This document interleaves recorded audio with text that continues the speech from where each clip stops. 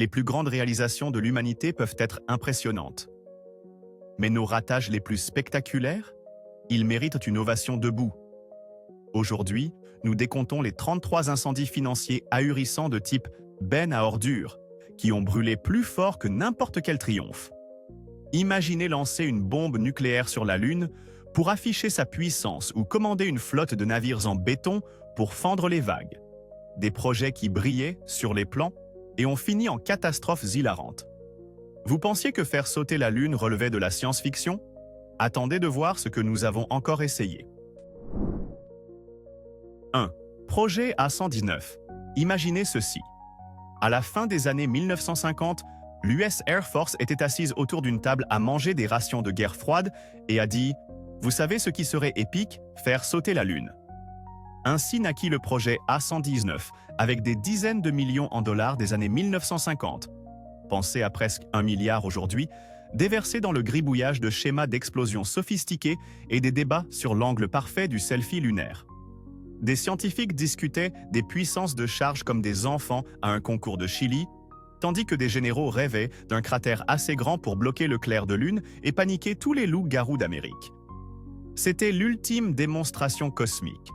Un plan si ridiculement agressif qu'on croirait qu'il a été écrit par un pigargue à tête blanche. Heureusement, quelqu'un a réalisé que lancer un feu d'artifice atomique dans l'espace pourrait être, comme dit ma grand-mère, une très mauvaise idée, et a tout arrêté avant que des souris lunaires ne soient grillées. 2. Le plan désastreux des arachides. Juste après la Seconde Guerre mondiale, la Grande-Bretagne, encore portée par son euphorie thé et scone, a décidé que l'Empire avait besoin de son propre approvisionnement en beurre de cacahuète. Entrée en scène du East African Groundnut Scheme.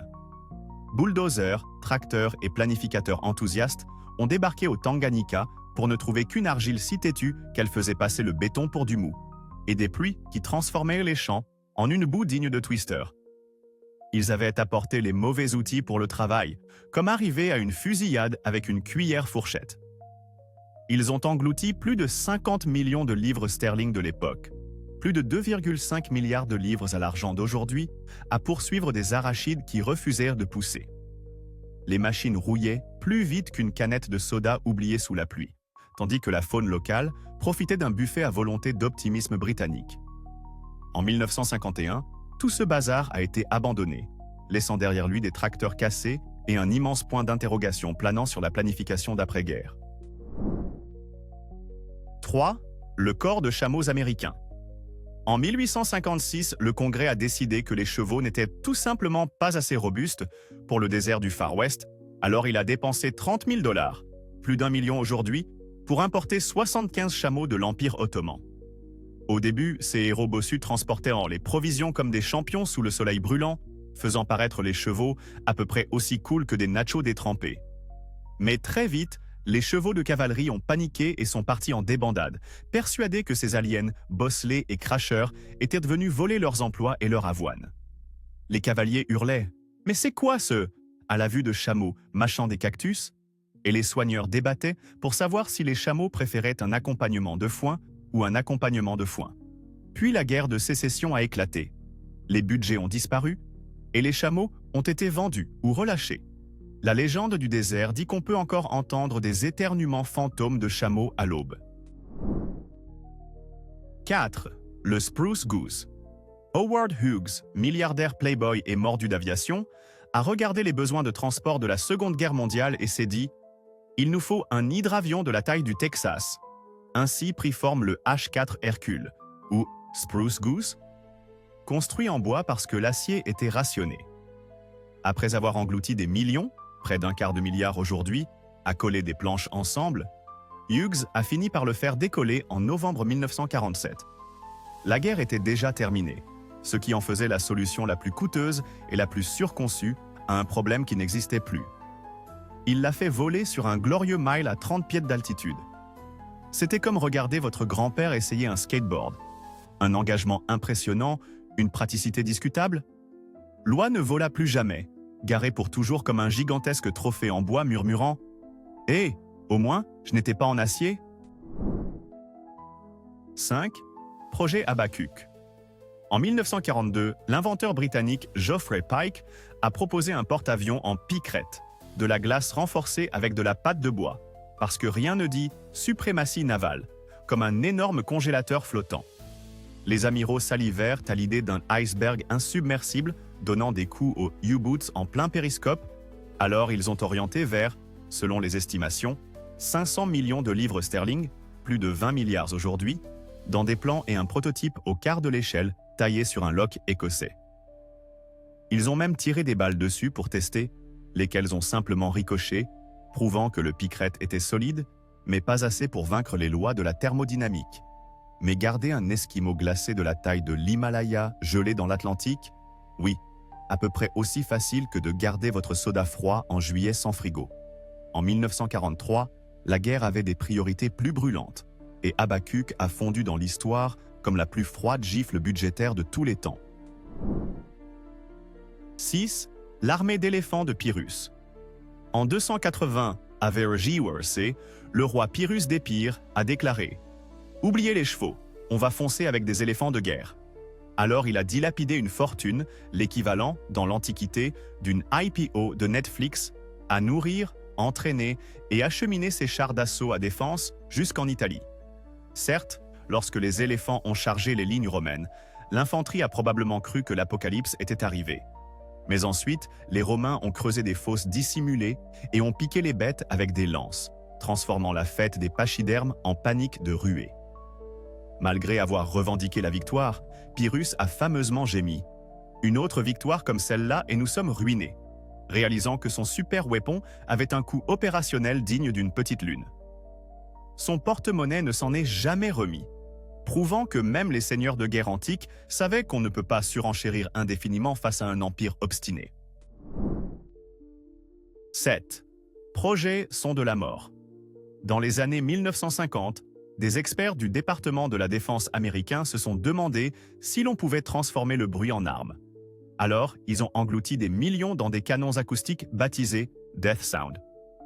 Imaginez un bazooka qui tire des bangs soniques si assourdissants qu'ils transformeraient les crânes ennemis en salsa. Des camions et des barges prototypes ont mené des tests de bruit qui, plus souvent, déchirèrent les tympans des ingénieurs qu'ils n'incapacitaient des cibles. L'arme avait toute la subtilité sur le champ de bataille d'un batteur de heavy metal, dégringolant un escalier avec tout son kit. Le vent, l'humidité, des vaches interloquées et les réglementations de l'OSHA se sont tous ligués pour gâcher la fête.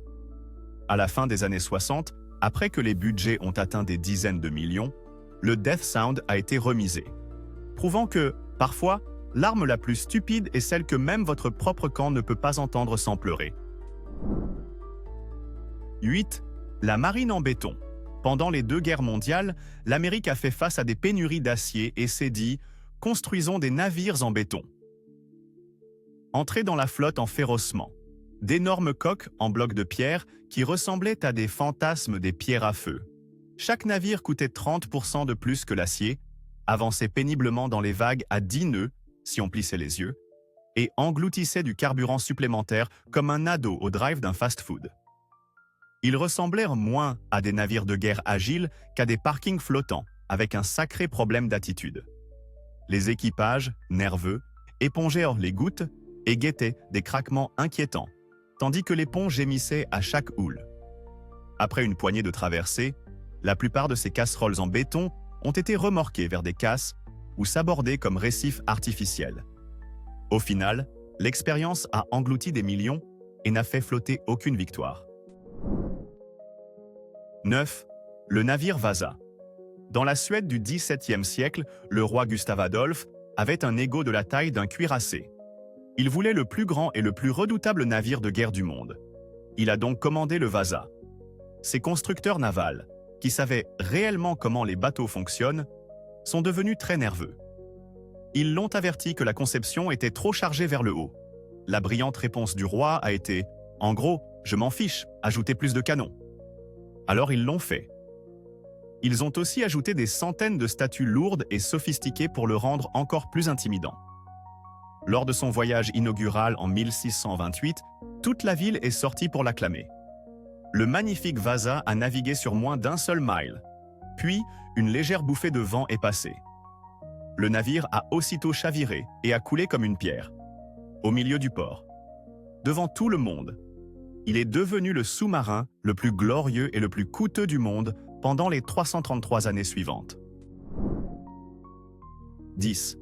La ligne Maginot.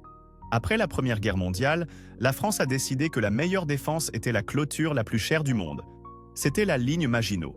Ce n'était pas seulement un mur, c'était une forteresse souterraine de luxe. On parle de climatisation, de voies ferrées privées et probablement même de caves à vin. C'était un chef-d'œuvre de béton conçu pour être absolument, positivement impénétrable de face. Une défense parfaite. Il n'y avait qu'un seul défaut. Minuscule, tout petit, insignifiant. Lorsque les Allemands ont envahi pendant la Seconde Guerre mondiale, ils n'ont même pas pris la peine de l'attaquer. Ils ont simplement contourné avec leurs chars en passant par une forêt. C'était l'équivalent militaire d'installer une porte de coffre-fort bancaire à 1 milliard de dollars sur une boîte en carton. Tout cet argent et tous ces efforts pour une attraction touristique glorifiée qui regardait du mauvais côté. 11. Le supercanon V3. Les nazis avaient une obsession marquée pour les armes miracles qui n'étaient, pour la plupart, que de merveilleux gâchis d'argent. Voici le supercanon V3. Ce n'était pas juste un gros canon. C'était une bête métallique longue de 500 pieds, enterrée profondément dans le flanc d'une colline française. Cette chose était conçue comme une mitrailleuse apocalyptique, capable de tirer des centaines d'obus par heure directement sur Londres. C'était un pur fantasme de méchant de James Bond devenu réalité. Cependant, avant qu'ils puissent tirer un seul coup, les Alliés ont trouvé leur repère secret. Ils n'ont pas envoyé d'espions. Ils ont simplement largué d'énormes bombes, séismes dessus. Tout le bunker et le supercanon à l'intérieur ont été instantanément écrasés en une crêpe très coûteuse de béton et de rêves brisés. Des millions gaspillés pour une super arme qui n'a même jamais eu l'occasion de faire un bruit de piou. 12. La flotte allemande de haute mer. Au début des années 1900, l'Allemagne a vu l'immense Royal Navy britannique et a été prise d'une violente jalousie navale. Ils ont en gros hurlé « J'en veux une comme ça, mais plus grande ». Alors, ils ont lancé une course aux armements ridiculement coûteuses.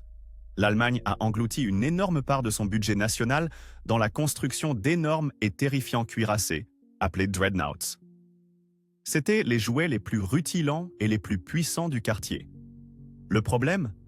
Quand la Première Guerre mondiale a réellement commencé, ces navires à plusieurs millions de dollars sont restés, pour l'essentiel, à quai. On les jugeait trop précieux et trop chers pour les risquer dans un vrai combat.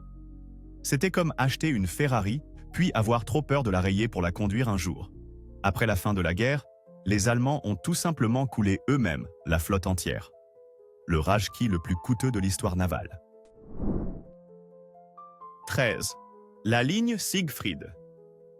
La ligne Siegfried était, en gros, la réponse de l'Allemagne à la ligne Maginot. C'était le concours ultime du « mon mur inutile est meilleur que ton mur inutile ». Sur le papier, c'était terrifiant. Les nazis ont construit des milliers de bunkers en béton et des rangées de pyramides anti-chars pointues, appelées « dents de dragon ». Les films de propagande la faisaient passer pour une forteresse imprenable. En réalité, c'était une vraie catastrophe. Le béton était de mauvaise qualité. Les bunkers prenaient l'eau et étaient misérables. Les armes à l'intérieur étaient, pour la plupart, de la ferraille dépassée. Quand les Alliés l'ont enfin atteinte, ils n'ont pas mené un siège dramatique. Ils l'ont tout simplement bousculée et renversée. C'était moins une ligne de défense légendaire qu'un long ralentisseur qui s'effritait, incroyablement coûteux. 14. Le grand navire tortue chinois. Imaginez un empereur antique qui a joué à trop de jeux vidéo. Il exigeait une forteresse flottante, un navire si robuste qu'il pourrait enfoncer n'importe quoi en éperonnant. Cette obsession a donné naissance à un légendaire navire tortue. C'était un énorme bâtiment recouvert de la tête aux pieds de épaisses plaques de fer. Il ressemblait à un tatou furieux, nageur, prêt à se battre. Il n'y avait qu'un seul problème criant. Toute cette armure faisait peser au navire à peu près 1 milliard de tonnes. Il avançait à la vitesse d'un glacier somnolent par une journée froide. Des navires ennemis plus petits et plus rapides pouvaient littéralement tourner autour de lui en cercle, probablement en riant et en lui lançant des trucs. C'était moins un navire de guerre qu'un gigantesque panneau « Donnez-moi un coup de pied » flottant. Une leçon très coûteuse prouvant que rendre quelque chose invincible le rend souvent simplement immobile. 15. L'échec de la flotte au trésor espagnol. Nous sommes en 1702. Vous êtes un amiral espagnol. Votre flotte est bourrée jusqu'à la gueule d'argent venue du Nouveau Monde. Soudain, une marine combinée anglaise et néerlandaise vous piège dans une baie.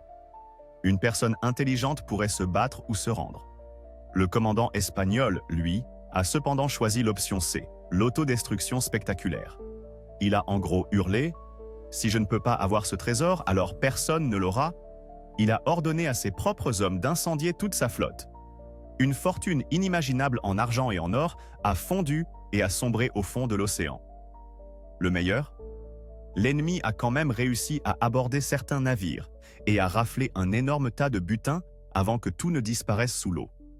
C'était l'équivalent financier de déchiqueter votre billet de loterie gagnant parce que vous avez peur des impôts. 16. L'opération Dix-Mille, Miles d'or. Parfois, un plan a l'air génial, jusqu'à ce qu'on y réfléchisse plus de 5 secondes. Un puissant empereur chinois de l'Antiquité avait une grande vision artistique.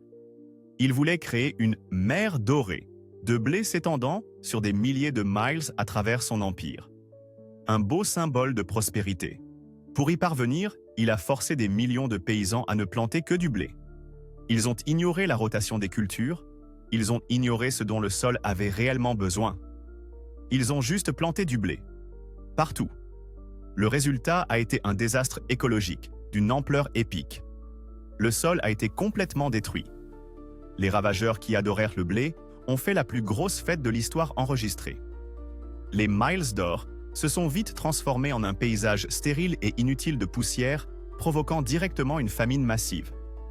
Un projet à plusieurs milliards de dollars pour créer une jolie image qui a fini par affamer tout le monde.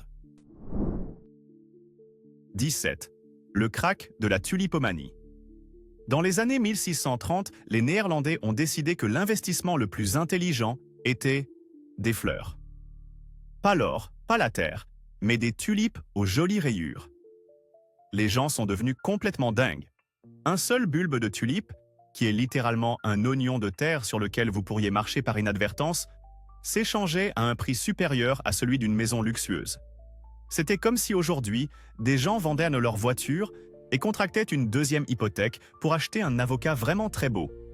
Tout le monde était millionnaire en tulipes sur le papier, probablement en se baladant avec un niveau d'autosatisfaction insupportable. Puis, un jour, tout le pays a dégrisé en même temps et a réalisé « Attendez, on a misé toute notre économie sur un truc qu'un lapin pourrait manger au déjeuner. » Le marché s'est effondré avec une telle violence qu'il a laissé un cratère financier, des fortunes s'évaporant du jour au lendemain.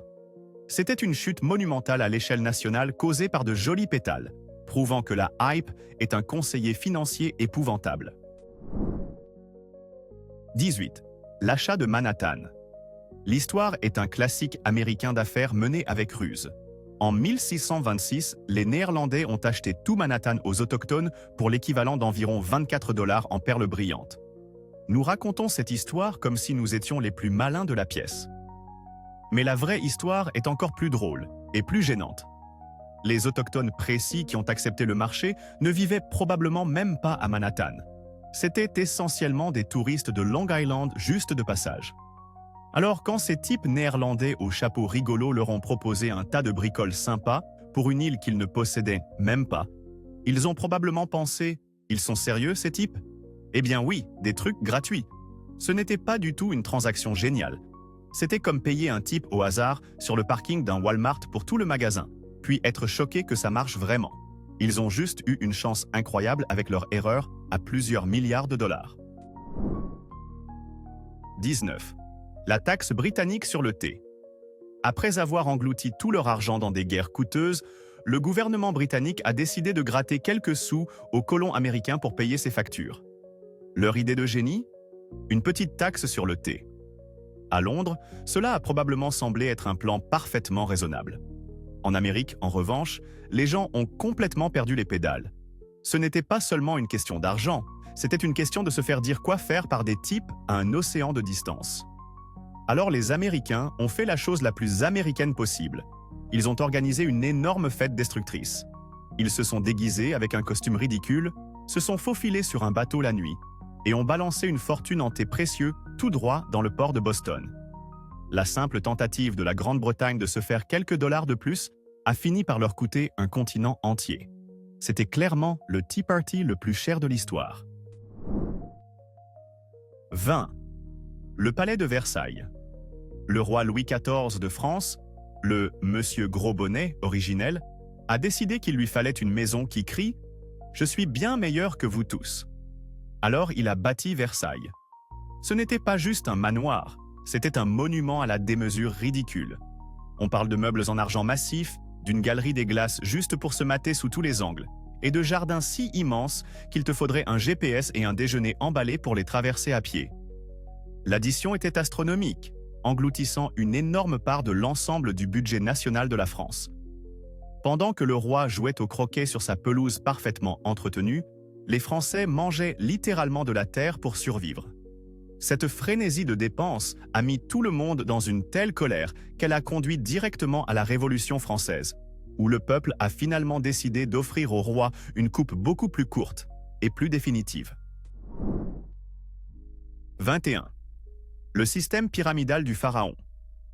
Les pharaons de l'Égypte ancienne étaient les rois originels du « vois grand ou rentre chez toi ». Ils étaient tellement obsédés par l'au-delà qu'ils ont décidé de construire d'énormes montagnes de pierres pointues comme tombeaux personnels. La Grande Pyramide est essentiellement un gigantesque panneau défense d'entrée pour les pilleurs de tombes, construite avec la main-d'œuvre d'une petite nation pendant des décennies. Sur une grande partie de l'histoire de l'Égypte ancienne, une part importante de l'économie était dédiée à empiler des pierres juste pour un seul type mort. C'était le projet de vanité ultime, une façon de frimer devant les générations futures depuis l'au-delà. C'était aussi littéralement un système pyramidal où un type tout en haut obtient une gigantesque maison pointue et tout le monde n'obtient qu'un dos en compote et une facture d'impôt. Et après tout ce travail, ils se sont quand même fait dévaliser plus tard. 22. Les faux villages de Potemkin. Alors Catherine la Grande de Russie fait un road trip à travers son nouveau territoire, et son petit ami, Potemkin, doit l'impressionner. Le seul problème, c'est que l'endroit est un vrai dépotoir. Alors il trouve un plan qui relève d'une supercherie de pur niveau hollywoodien. Il construit de faux villages, littéralement juste des façades de maisons, maintenues par des bâtons comme un décor de cinéma. Il paie ensuite une bande de paysans pour se tenir devant, faire signe et avoir l'air heureux et bien nourri. Dès que le bateau de l'impératrice passe, l'équipe démonte frénétiquement toute la fausse ville, fonce en aval et remonte le tout pour le lendemain. C'était un mensonge incroyablement coûteux, épuisant et élaboré, juste pour faire croire à la patronne qu'il faisait du super boulot. C'était le « fait semblant jusqu'à ce que ça marche », original à l'échelle nationale. 23. Le tunnel sous la Manche du 19e siècle. 100 ans avant le vrai Chonel, un type victorien avec un haut de forme et un rêve fou a commencé à creuser un tunnel vers la France. Avec une nouvelle machine de forage sophistiquée, il est allé à environ 1 mile sous la mer. C'était un immense exploit d'ingénierie pour l'époque. Puis l'armée britannique a fait une crise de panique complète et totale. Ils se sont convaincus que les Français s'en serviraient pour une invasion surprise, imaginant une armée de types avec des baguettes et de mauvaises moustaches surgissant du sol au milieu d'un match de cricket. La paranoïa est devenue si intense qu'ils ont forcé l'arrêt du projet et ont rempli le tunnel de béton. Ils ont cramé une fortune et retardé le progrès d'un siècle entier, simplement parce qu'ils avaient peur que leurs voisins raffinés débarquent à l'improviste. 24. L'inflation d'argent de l'Espagne. L'Espagne du XVIe siècle était comme un type qui gagnait le Powerball chaque semaine pendant 100 ans. Ils ont trouvé tellement d'argent dans les Amériques qu'ils ne savaient littéralement pas quoi en faire. Alors ils ont fait ce que n'importe qui avec un argent infini ferait. Ils ont tout acheté. Ils ont financé des guerres sans fin, construit des cathédrales en or massif et avaient probablement des toilettes en or massif. Mais ils ont oublié un tout petit détail du cours d'éco 101. Quand on imprime trop d'argent, ou dans ce cas, quand on extrait trop d'argent métal, il perd sa valeur. Ils ont inondé l'Europe de tellement d'argent que cela a provoqué une inflation massive et galopante. Ils étaient si riches qu'ils se sont, à eux seuls, rendus pauvres, eux-mêmes et le reste de l'Europe. C'était un autogol financier aux proportions légendaires, capable de changer le monde.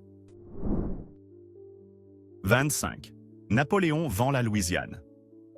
On est donc en 1803 et Napoléon Bonaparte essaie de conquérir l'Europe, ce qui est grosso modo le hobby le plus cher du monde. Il est à court de cash plus vite qu'un touriste à Vegas. Pendant ce temps, l'Amérique, dirigée par Thomas Jefferson, veut juste acheter la ville de la Nouvelle-Orléans pour que ses fermiers puissent expédier leur maïs sans le moindre souci. Jefferson envoie ses gars en France avec quelques millions de dollars pour tenter d'acheter la ville.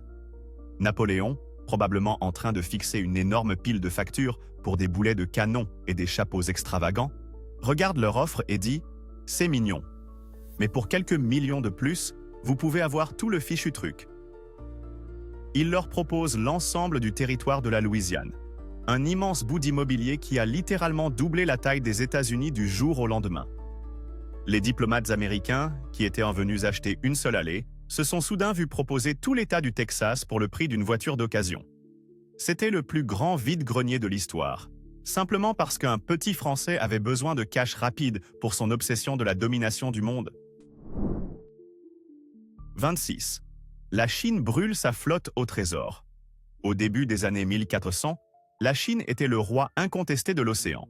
Elle avait une flotte de navires au trésor si gigantesque qu'ils faisaient passer les navires européens pour des jouets de bain. Ces engins étaient des villes flottantes, commandées par le légendaire amiral Zheng He. Ils ont navigué partout, ramenant des trucs incroyables comme des girafes, que la cour chinoise prenait pour des licornes mythiques. La Chine était, en gros, le cool kid du quartier mondial. Puis un nouvel empereur monte sur le trône, et lui et ses conseillers un peu intello regardent cette flotte incroyable et disent « Non, c'est nul ». Ils ont décidé que l'exploration et le commerce étaient une perte de temps et que rester à la maison était bien plus cool. Alors, dans l'un des mouvements les plus stupides de l'histoire, ils ont ordonné que toute la flotte soit brûlée. Ils ont détruit les navires et tous les registres de leur voyage. C'était comme si la NASA avait alluni et avait ensuite décidé d'annuler l'espace pour toujours. La Chine a tout simplement renoncé volontairement à être la superpuissance numéro 1 du monde pour devenir un ermite. 27. Les Byzantins ne payent pas les croisés. Imaginez ceci. Vous embauchez une bande d'entrepreneurs turbulents pour faire un boulot difficile. Ils le font. Puis vous leur dites que vous ne pouvez pas payer. En 1203, un prince byzantin a conclu un accord avec l'armée de la 4e croisade. En gros, une énorme bande de chevaliers européens lourdement armés. Il a dit « Aidez-moi à récupérer mon trône, et je vous donnerai une montagne d'or. » Les croisés, qui étaient fauchés, ont dit « Carrément !» Ils ont pris d'assaut la ville de Constantinople et ont mis le prince au pouvoir. Puis est venu le moment de payer. Le nouvel empereur a regardé son trésor vide et a réalisé qu'il ne pouvait pas se le permettre. Il a essayé de les ghoster. Les croisés se sont mis en colère. Vraiment, vraiment en colère. Alors ils ont fait ce que font des milliers de types en colère avec des épées. Ils ont mis la ville entière à sac. Ils ont pillé et brûlé la ville la plus riche du monde chrétien pendant 3 jours d'affilée. L'Empire byzantin a été brisé à jamais, simplement parce qu'un type avait fait un chèque que son ego ne pouvait pas honorer. 28. Le canal mort de la Grande-Bretagne.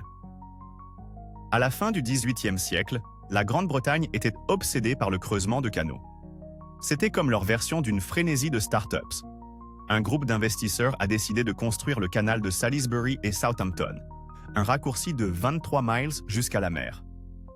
Le problème, c'est que leur ingénieur en chef était un parfait imposteur, qui avait probablement obtenu son diplôme au dos d'une boîte de céréales. Ce type a conçu un tunnel qui s'est effondré immédiatement. Il a construit des aqueducs qui fuyaient tellement qu'ils ressemblaient davantage à d'énormes arroseurs. Tout le projet était un cirque dès le premier jour. Après avoir englouti une fortune, le canal a finalement été ouvert. Il a retenu l'eau pendant environ 5 minutes avant de se remettre à fuir. Il était si mal construit que presque personne ne l'a utilisé. Il a rapidement été surnommé le Canal Mort. Un long fossé boueux servant de monument au fait d'avoir embauché le type le moins cher pour le boulot. 29. Le trolley du Sahara français. Au début du XXe siècle, la France a regardé le désert du Sahara et s'est dit « Tu sais de quoi cette immense friche vide a besoin ? D'un système de trolley vraiment compliqué et coûteux. » Ils ne voulaient pas d'un train normal. Ça, c'était pour les paysans. Ils ont imaginé une mer sur roue, un monorail électrique futuriste guidé par un énorme câble aérien s'étirant sur des centaines de miles. Il devait s'agir d'un express du désert à grande vitesse, comme sorti de les Jetsons. Ils ont dépensé des millions en recherche et en prototypes pour cette idée ridicule. Les ingénieurs ont probablement passé des années à essayer de comprendre comment empêcher un câble de 1000 miles de long de se faire ensevelir dans une tempête de sable. Ils n'y sont jamais arrivés. Tout le projet s'est effondré sous le poids de sa propre stupidité, une solution fabuleusement chère à un problème qui n'avait jamais existé. 30. Le projet écossais du Darien. Dans les années 1690, l'Écosse souffrait d'un sérieux complexe de petits frères face à l'Angleterre. Ils voulaient leur propre empire pour prouver qu'ils étaient cool eux aussi. Alors, ils ont élaboré le projet du Darien. Le plan consistait à fonder une colonie dans les marécages du Panama et à créer une route commerciale entre deux océans. Ils pensaient que cela les rendrait plus riches que dans leurs rêves les plus fous. Dans une frénésie de fierté nationale, les Écossais ont investi une énorme part de l'argent de tout le pays dans ce projet. Les colons sont arrivés pour découvrir un enfer infesté de moustiques. Ils ont été décimés par le paludisme, la fièvre jaune et les attaques des Espagnols qui vivaient déjà là. La colonie a échoué de façon si spectaculaire qu'elle a ruiné la nation écossaise tout entière. Ils étaient tellement fauchés qu'ils ont dû signer l'acte d'union avec l'Angleterre rien que pour obtenir un renflouement. Ils ont misé tout le pays sur une mauvaise idée et ont tout perdu. 31. Les câbles d'espionnage du projet Argono. Pendant la guerre froide, la CIA a eu une idée ultra futée qui sortait tout droit d'un film de James Bond. Ils savaient que les Soviétiques utilisèrent des câbles sous-marins pour leurs communications secrètes. Ils ont donc lancé le projet Argono. Ils ont pris un sous-marin nucléaire, l'ont transformé en machine d'espionnage high-tech et s'en sont servis pour se brancher discrètement sur les câbles soviétiques au fond de l'océan. Ce fut un énorme succès, fournissant aux États-Unis des tonnes de renseignements. L'erreur coûteuse n'était pas la mission, c'était l'idiot qu'ils ont embauché. Un type de la NSA nommé Ronald Pelton, noyé sous les dettes, a décidé de vendre toute l'opération ultra-secrète aux Soviétiques. Et il l'a fait pour la modique somme de 35 000 $. Après que l'Amérique a dépensé des centaines de millions de dollars pour le sous-marin le plus furtif du monde, un loser fauché a tout bradé pour moins que le prix d'une Ford Taurus. 32. Le Snow Cruiser antarctique. En 1939, l'Amérique a décidé qu'elle voulait sa part de l'Antarctique, et pour la revendiquer, elle a construit le véhicule le plus absurdement génial qu'on puisse imaginer, le Snow Cruiser antarctique. Ce truc était un monstre venu du futur de 55 pieds de long et de 37 tonnes, un camion monstrueux. Il avait son propre atelier, une cuisine, et pouvait même transporter un fichu avion sur son toit.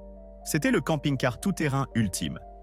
Après avoir dépensé une fortune pour construire cette bête, ils l'ont expédiée en Antarctique.